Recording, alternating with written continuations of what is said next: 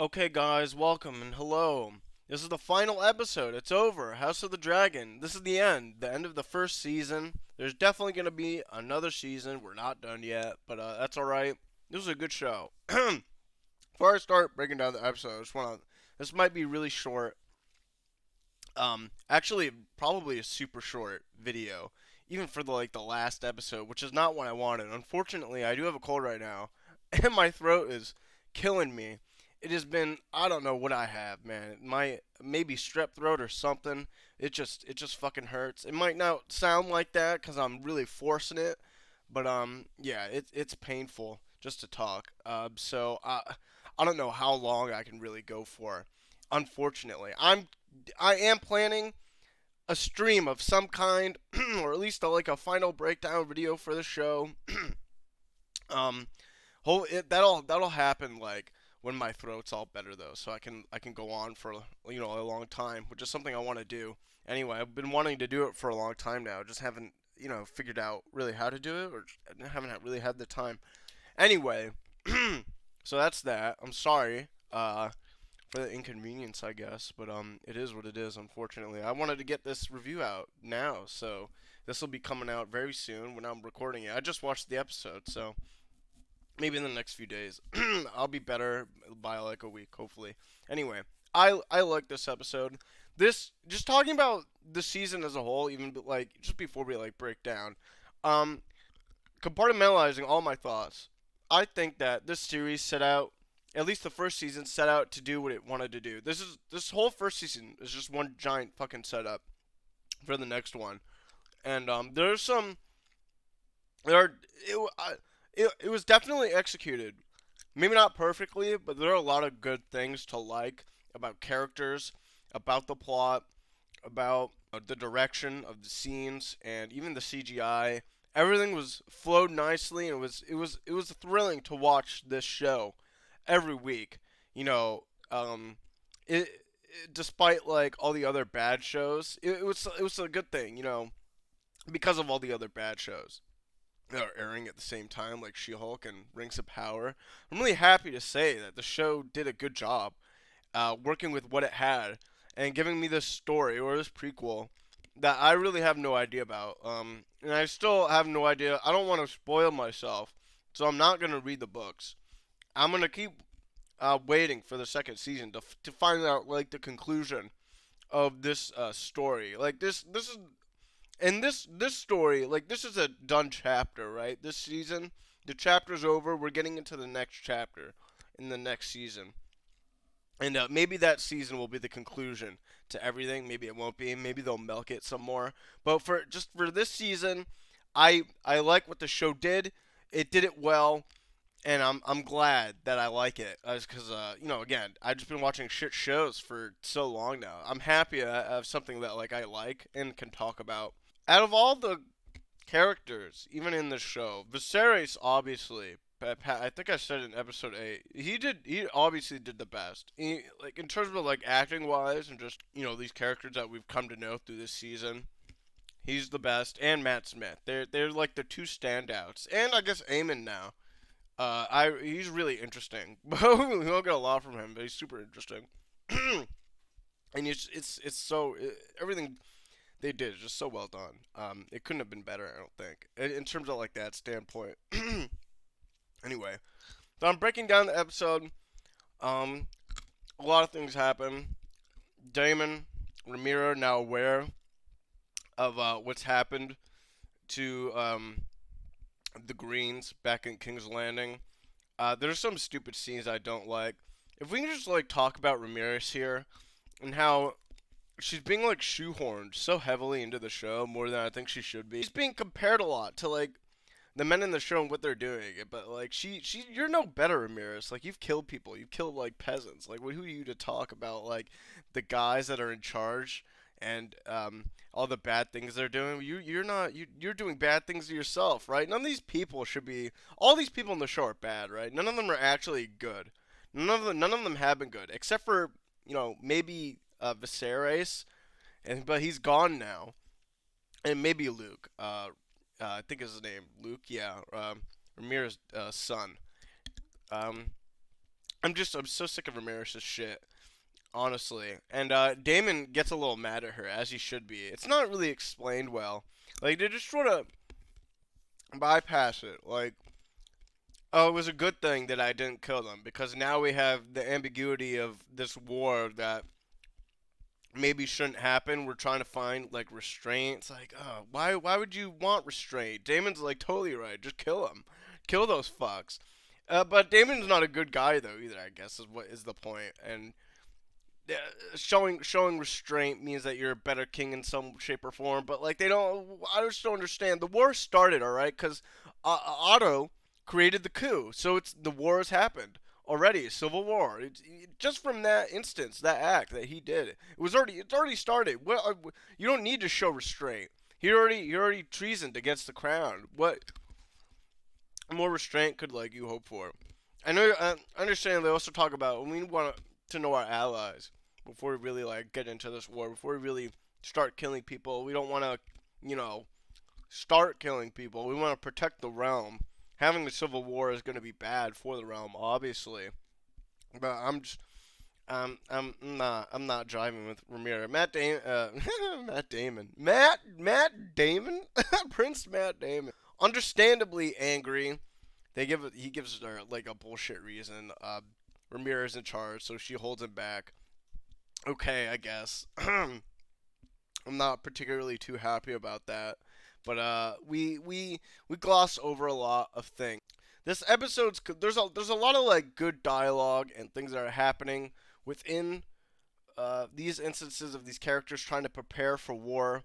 That they're now they're really like scared. They need to find their allies. Ramira is maybe inexperienced about what's happening. At this point, she's having her baby with Damon. Comes out all fucked up. Horrible birth scene. Almost another parallel to Viserys and her mother. Her baby comes out all fucked. It's dead. Um, let's not even show that. It's a sad scene. That's it's just another like padding, I guess, but something that needed to be done for this season because they had a baby. Then he comes back with the crown. He stole it from the last episode. He's back. He swears his loyalty to Rhaenyra, the new queen of the realm. Things are moving along pretty nicely. Also, I got to mention, Corlys comes back almost like very offhandedly. They say he's back. Like he's been gone for like 6 years though from the last episode, and now he's back. They thought that he was dead, but he just returns. He returns, but he has the stepstones with him on. Let me see if I can even get to that scene. There's so much. Oh my god, there's so much like cool visuals too in this. Like when they lit the. Sorry, I'm getting a little sidetracked. They lit the like the Dragonstone like table up, and you can like see all of King's Landing. That's so fucking cool, man. I love that so much. There were some other like phenomenal scenes in this episode. We'll get there real soon. Yeah, Corlys is back. We'll get to his scene. This is like another like almost stupid thing here, but also it's like really not. Otto comes here with like a proposal of like I'm gonna give you these things, a lot of things that may seem more detrimental to me. To like, listen, you can we're gonna have the crown. We're gonna let you live. You can stay here on Dragonstone. It's fine. We can all be at peace together. We don't have to actually fight. Um, it's almost like, and Damon himself was like, "Listen, I'm gonna fucking murder you right here. This is a stupid idea. You came here alone, with no dragons." Damon was super prepared to kill him, but out of some loyalty to Alicent, Ramirez like, "No, stay your hand. She wants to show restraint." Even though the correct choice is probably just to kill Otto here at this point, because and it's like another thing, like Damon and Rhaenyra don't know that like Aegon's probably not going to be a good king, so they're biding their time, really trying to like gain allies. This is that whole episode really. There's just again just another setup. The boiling point happens really at the end when let's just talk about. Let's just go over it. I phenomenal scenes all throughout the episodes. Good dialogue. There's this other scene here. I guess we should mention too. Damon starts choking Rhaenyra. They're talking about King Viserys, and Damon's not too happy. He so lots of like good dialogue about Rhaenyra reflecting Viserys' ideas upon her and how she acts like that. And Daemon's like, no, don't go down that route. Viserys wasn't as good as a king maybe as you thought. He had terrible ideas sometimes, and he's just angry. I didn't think he would actually hurt her. This is just he's upset at like the situations that have been happening. He wanted to kill Otto there. He's upset at Ramirez for not killing the Greens back in the Dragon Pit. And then there's all this other stupid stuff. Ramirez almost like holding it back a little bit from like what he wants to do. Damien still wants to like be in control. Really, it's almost like I he's a bad person, so I think he is gonna be in control at some point because it's not like Ramirez can contain him at all. It seems like they are in love. At least they were, but now maybe not so much with all this like other thing stuff happening around. All this like they were like a lot more stressed than they were before. Their newborn just died, and now they have like decisions to make. Oh, do we take up this deal with Otto? Do we still fight? Well, how are we gonna get our subjects to be aligned with us? A lot of problems, that they need to fix. And it seems like there's some kind of boiling point that's about to happen, maybe between the relationship, but probably not. Honestly, it's just like a little like spat, like a little lovers quarrel. Nothing like too serious. It could have been, but I don't think it would get to that point. At least at this time frame that in this like point of like this series. Yeah, so Corvus is back just out of nowhere. He comes back. He has and can control the stepping stones apparently somehow. It's not really explained well from what I can remember. Someone even tell me like how did this even happen? Like he's just back here and then it's like, oh, you abandoned me, Corvus. It's like, well, I don't. Why did you? I don't. The circumstances of why he left were left vague and didn't make really any sense anyway. But he just left because he was sad about his children dying, and then he got the stepstones. But then comes back like super injured, whatever. He's not. It's hard. It's hard to understand if like Koros is actually important really to the story. But he's like sort of cool as like the Valerian, the sea snake.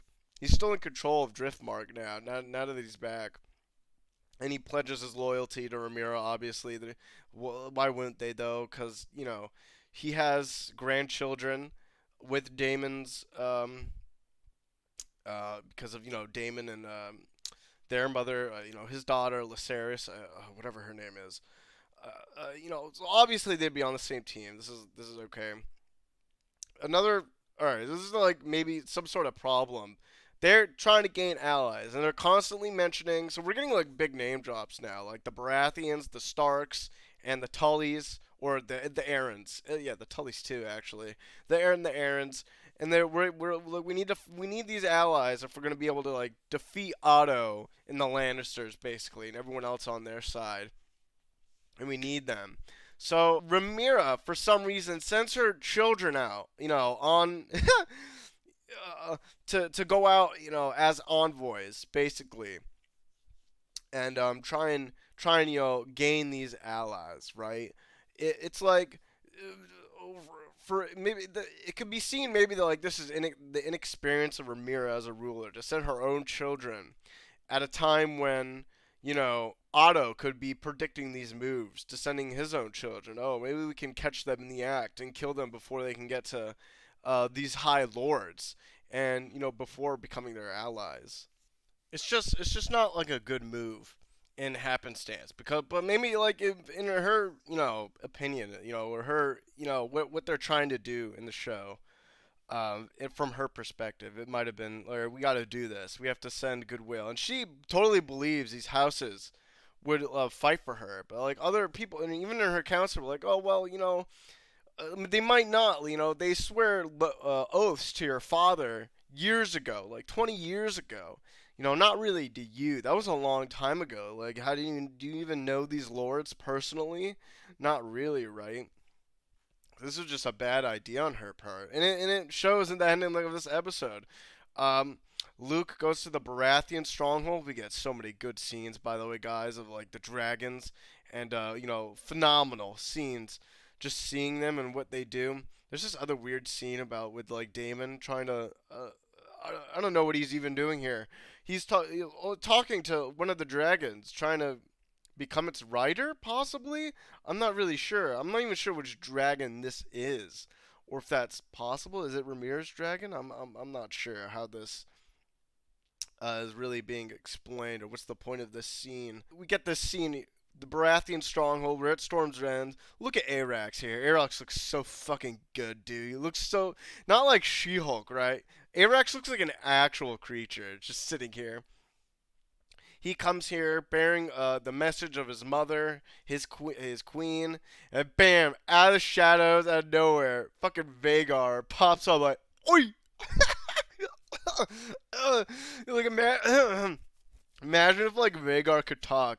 His head just pops out of nowhere beneath like the clouds and the mist. He's like, "Oh you, oi, get over here!" Jesus, look at it. Terrifying, fucking terrifying. This is such a terrifying scene for our boy here, Luke. He's like, "Oh shit, Aemon's fucking here. How did this happen? Oh no!" And it basically shows because Aemon is offered basically his himself for a marriage proposal to Sir I forget his name, but he's a Baratheon for his daughters. He has like tons of daughters. Like he has things to offer here. Luke has really nothing to offer. He's just asking, no, you because he doesn't have any. He just doesn't have anything to offer other than you swore loyalties to our family. It's time to help us. But that was a long time ago again. So he's not. He's with the side of the Ottos, the Greens, and this is just a terrible situation for Luke because he's inexperienced. He's a kid. He has his enemies right in front of him. He's way more powerful than him. He's being threatened by a lot of sides right now. I imagine like all the things. I imagine he's super fucking terrified right now. Like what's happening? Like oh my god, I'm gonna fucking die here right now. There's nothing he can really do. Now I'm looking at him. He looks a bit like Chandler Riggs. So funny. And it's oh my god, beautiful scene. And Aemon's over here looking so smug. He's like, yeah, I already fucking won, man. I have Vagar, and I'm here at the Baratheons. I basically made them my allies immediately. I got here before you. You have nothing to offer. Get the fuck out. Also, I'm still a little salty that you took my fucking sapphire eye. Now I'm gonna make you. Now I'm gonna cut your eye out. Basically, we get an awesome series. He just takes it off. Like, look at this. Look at that. It's like a giant sapphire orb stuck into his head. Jesus. Why even have the eye patch? Just look like that, all, every day. Why, be your most evil you can be, Aemon. He's like the other most interesting character. Like I can't wait for like a fight between Daemon and Aemond here. It's gonna happen. I fucking hope so. Anyway, it's gonna be so glorious. Two of the most smug, probably most evil people on the show, duking it out with their dragons. Daemon would probably lose somehow. I don't know. Uh, how do you beat Vagar? He's the biggest dragon. Anyway, this is like Aemon's like, oh, I beat you. Now I'm gonna rub salt in your wound, basically. Now give me your eye, give it to me. And he's still salty about that. He wants your eye. Good thing for Luke here, but it's still not good. Sir Baratheon's like, no, don't do that here. He's a messenger. He's an envoy. You can't harm him. He's the queen's daughter. He's Rhaenyra's son. You can't do this. Not in my house. Like, the war hasn't officially started yet. Technically, even though in my opinion it did start when Aegon took the crown and Otto put it on his head. And then fucking Rhaenyra like killed all those peasants. Yeah, the war already started. Like, this is another thing I don't like Rhaenyra. She's like, oh, it wasn't my job to do that. I kill them. Well, what do you think would happen? Like, what? You're gonna end up killing people anyway. You could have ended the war, you dumb bitch. Could have been over. Anyway, the Baratheon Lord, he stops them. Unfortunately, very unfortunately, he's just not in a position where he can win here. It's so like this is nothing like Rhaenyra. You should not have sent your sons out. This is the consequence of sending your sons out to be envoys. And we get this scene. He runs under Araxis in this storm. His tiny ass dragon's like, I gotta get the fuck out of here. You gotta take me away, please. They're fucking running, and just like in the shadows, looking around, like bam, oh, there he was. You see that? You imagine the shit going through their minds, being chased by this dragon that can literally like Vagar can just like hold Arax like in his jaws and just destroy him, which is literally what happens. But this scene is just so fucking terrifying. But like when you can't see Vagar, even though he's like so fucking massive, it's like, oh, you're in fucking trouble, guy. This is just phenomenal. Fucking amazing. How many times do I say it? An amazing scene here. The shadow of Rhaegar trying to chase after Arax, and then the things that happen here. It's amazing. Just this whole scene. I love it so much. God. He's terrified. He doesn't know what to do. All he can do is run away. Look at this. This thing is staring down at them. Incredible. And they're like the weakest flyers of the Damon side, the I don't know the Ramirez side. Like they're like the weakest. They try to hide over here in like this chasm like trench. It doesn't really matter though because it stops. Vagar can't technically get through them because they're just too fucking big. But it doesn't really matter. Arax, this is like another thing. You can't completely control the dragons, which is like what's being shown here. Arax goes a little AWOL and attacks Vagar, like blasts him with fire. And let's see if I can get that scene right here. Arax is going a little AWOL. You can imagine like what the dragon's feeling, like being chased down by this fucking like behemoth. Here we go. Attack. He just fucking blasts Vagar. Vagar's like, "Excuse me, what you child? You're an ant to me. Look at me." Oh my god, when the dragons open their mouths, you can see like the saliva and everything in their teeth. Fuck. So good. And yeah, Vagar was like, "No." And you can see in these scenes here when you hear them, Aemond is not in control of Vagar here. There it is. Just like, listen, Arax just fits inside Vagar's entire mouth. That's how tiny he is compared to him. Not fair at all. Destroys them, rips them apart. Aemond's like, oh no, this is not good. This is he's not in control here. He realizes what's happened. The consequences of these actions are going to bite him in the ass in the next season in some way, shape, or form. This is the start of the war. Look, Arax is dead. Luke is dead. Golly, this scene, just the bits of this dragon flying down into earth. Amazing, just amazing. I love Damon's actor too. Like, oh, you could see the worry in his face. I did not want that to happen, but now it has. And shit's about to go down even more. The final scene of the show, where the news it reaches our characters, and it reaches Luke's mother Rhaenyra. It's like, damn, she almost falls a bit. She's sad, heartbroken, and then she turns and we get the nice final ending scene of just her angry, sorrowful face. Like, yeah, this is the end. It's wartime now. No restraint anymore. We know who our allies are. We're coming to kill you, basically. So yeah, that's the end of the show, guys. It was a great ride. I loved a lot of the things that this show did. It could have been better in a lot of aspects, like maybe the pacing wise. Pacing wise, the show wasn't so good. Like the extreme time skips that leave out a lot of details, within like the plot of the story, and also just like characters, like what's happening to these characters in this amount of time, like 10-year gaps of these characters' growths.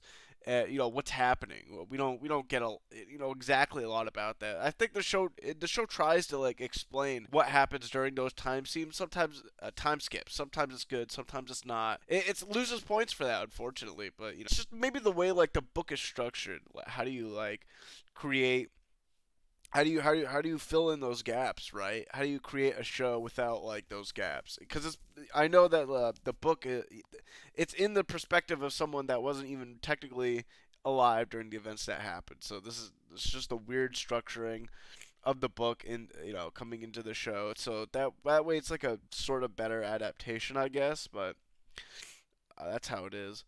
As well as I love all the acting is everything you could expect from like a Game of Thrones prequel side story.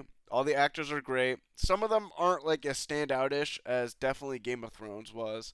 There are only really two mainstays that they did their best, and I think there was a lot of like changing during the time skips, right? So actors would like leave and then come back. But Patrick Cannon Dice, he was great as Viserys, the best, and obviously Matt Smith is his own standout. But Otto Hightower was really good as well. So was really Jacaerys strong. There were a lot of like strong actors that they had a lot of material to work with and like character interactions. It was very good. As far as the plot goes, very very linear plot. We're following it. The whole plot is just based. It's all set up. So it's all about taking in all this information and seeing where it's gonna go after. You know, like the story isn't done yet. We finished one chapter. Now we have to go on to the next chapter. But it's definitely going to be more thrilling, at least. There's definitely going to be more battles for certain. This is just the political setup for the wars to come, basically. As far as CGI goes, all the dragons look pretty amazing and like composited very well. Uh, they look real. If I was gonna compare them to CGI scenes from She-Hulk, I would much rather watch these fucking dragons from this show. They have like I'm not sure about the budgets, but they did a pretty good fucking job. I'll say that. The directions of some scenes and the music and the lighting. Sometimes the lighting was a bit too dark to see. The music, it hits you just as much as like Game of Thrones did. It's pretty much the same as Game of Thrones. It's just maybe you won't be as attached to a lot more characters than Game of Thrones, but there's good things to look out for, to be entertained by, to watch, and I think the show did good. I'm gonna give it a 7 out of 10. I could probably be dropped down to that or brought up higher depending on how it's argued. But I think 7 out of 10 is a good, solid rating for the show or for season one. And I believe that's it, guys. I'm gonna go now. My throat is killing me, and my nose it hurts. So thank you guys for watching. Have a good day. See ya.